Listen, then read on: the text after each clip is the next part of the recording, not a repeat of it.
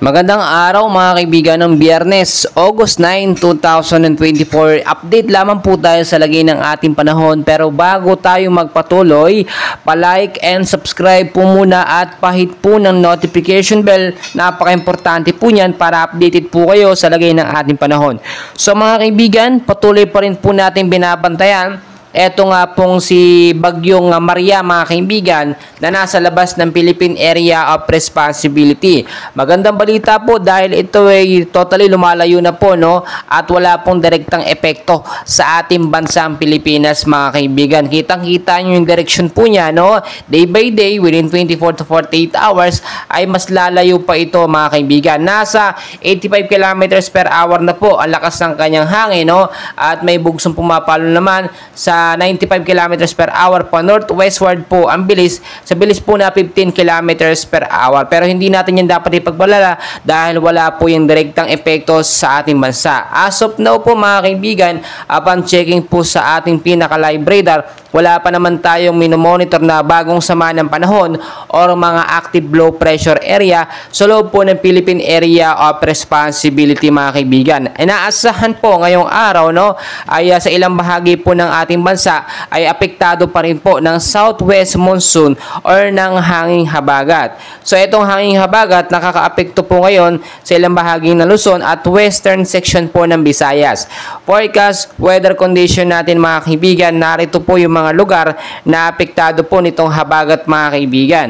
Sa area po ng Ilocos Region mga kaibigan, no, etong Zambales at ang area po ng Bataan, maulap po na kalangitan ang mararanasan po ngayong araw po ng Biyernes mga kaibigan. Asahan po sa bandang hapon hanggang sa gabi, mga isolated light rains and heavy rainfalls po ang posibleng maidulot nitong hanging habagat. So mga kaibigan, kung lalabas kayo sa hapon at sa gabi, mas maganda ugaliin pong magdala ng payong, jacket, no, kapote, panlaban po sa mga biglaang pag-uulan. Especially po yung mga nagmumotor, no, ugaliin po may baon kayo mga payong at jacket mga kaibigan, no, para hindi kayo mabigla po. So sa isang buhos ng pag-ulan mga kaibigan, madalas po yan sa hapon at tumatagal po yung pag-ulan na ito, nabugso ng ulan, minsan pinakamatagal na po isang oras mga kaibigan.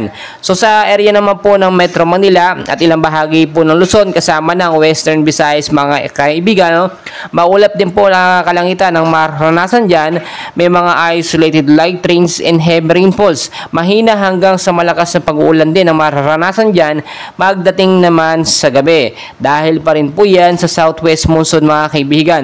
So itong southwest monsoon mga kaibigan nananatili pa rin sa ating bansa at ito yung nag-a-attract at humahatak ng sama ng panahon, kaya nagkakaroon po ng mga cloud cluster or kumpol ng kaulapan, no, sa labas at sa loob po ng Philippine Area of Responsibility. Kaya patuloy nating binabantayan kung meron nga bang sama ng panahon. But as of now, no, wala naman po mga kaibigan. Ang ilang bahagi po ng ating bansa, no, na hindi ko nabanggit, apektado naman po nito pong localized thunderstorm at maulap din ang kalangitan ng posibleng maidulot niya sa hapon, no, mahina hanggang sa malakas din na pag-ulan pagdating sa gabi. Eto mga kaibigan, pinapaalala ko lamang sa inyo, no, eto pong sinasabi natin na Bagyong Maria, eto po ay international name po niya, no, sa mga naguguluhan. International name po niyan, pero once po nung sakali mong ito ay nakapasok sa ating Philippine Area of Responsibility, ito po yung matatawag natin Bagyong Dindo mga kaibigan. Pagkaklaro lamang yan sa mga naguguluhan ng mga kaibigan, international name po itong Bagyong Maria mga kaibigan.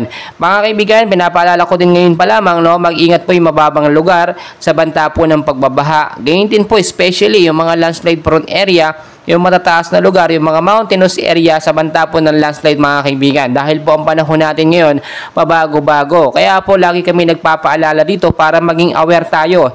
Hindi po ito pananakot sa inyo mga kaibigan, bagkos talagang pagpapaalala. Nasa atin na lamang yan kung paano natin i-achieve, no, paano natin i-take yung mga ganitong mensahe po, no, balita sa atin mga kaibigan. So mas maganda nakahanda kaysa mabigla tayo, no, kagaya nung nangyari kay Super Typhoon Karina. Mahina kaninang bagyo hanggang sa biglang lumakas po mga kaibigan. Ayon na rin sa Pag-asa, tinataya po nila ngayong buwan ng Agosto, no, ay 2 hanggang 3 bagyo ang posibleng pumasok po sa Philippine Area of Responsibility. At dahil po nasa rainy season na rin tayo, no, talagang maulap to, no, mga cloud cluster, LPA, Southwest Monsoon, yan po ang ating mararanasan mga kaibigan. Pero minsan naman nakakaranas tayo ng mainit na panahon sa hapon, pero saglitan lamang yon at bumubuhos yung pag-ulan pagdating sa hapon at sa gabi. Well mga kaibigan, patuloy ko po kayong update, and please huwag pong kalimutan mag-like and subscribe pa